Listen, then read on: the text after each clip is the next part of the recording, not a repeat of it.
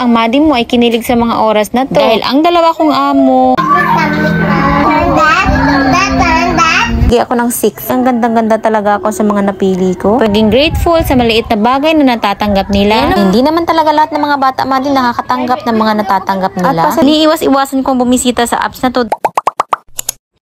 Nang malaman nga ni Kuya Gray na may bago silang damit, aba naman, napakasaya ng bata. Aba naku, marami lang perang nanay mo. Abay, araw-araw tagbibilian na. Dahil sa reaction mo, yan magaganahan ng nanay bibili ng bibili. Para tandaan na talaga na lumalaki itong mga amo ko. Ay, napakabilis ng panahon. Ay, nabili ko pala ito sa Shein, Madi. Iniiwas-iwasan kong bumisita sa apps na to dahil napakadaming magagandang brands, Madi. Ang gaganda din ng mga design. Actually, first time kong bumili dito para sa damit ng mga bata. At natawa nga si Elijah dito, ewan ko kung bakit. Madi, itong binubuksan ko makapal ang tela niya. Perfect siya sa panahon ngayon na tag-ulan. Ang size na to ay para kay Kuya Gray. Maganda yung tela niya, makapal nga lang. Medyo pawisin kasi ang Kuya Gray ko, kaya masusuot niya to kapag malamig talaga ang lugar na pupuntahan. Talaga, ang Madi mo ay kinilig sa mga oras na to. Dahil ang dalawa kong amo,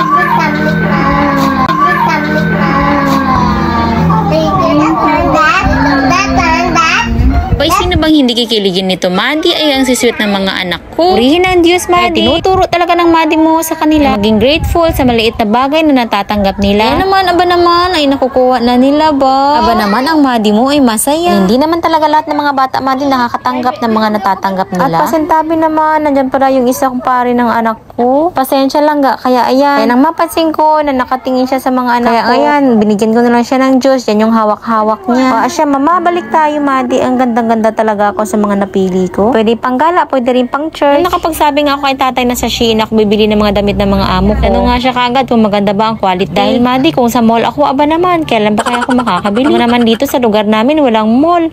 Mall. Meron naman mall, pero hindi naman ganun kadami ang papagpipilian. Kaya talagang palaban tayo sa Shein, Madi, o di kaya sa mga online shops. Talagang hihintayin pa ako sa mall ako bibili. Aba naman na kay Kuya Gray, o diba? Basta Madi, nagagandahan ako sa lahat ng mga napili ko. Bali, 3 pares ang nabili ko para kay Elijah. 2 pares naman para kay Kuya Gray. At kung sa tela naman ang pag-uusapan, Madi, basta maganda siya. At kung sa presyo naman, medyo may kamahalan din naman talaga siya. Pero kung maganda naman yung quality ng tela, ay, chokes sa guna. At gusto na ako pa rin ni Kuya Gray ang damit na to.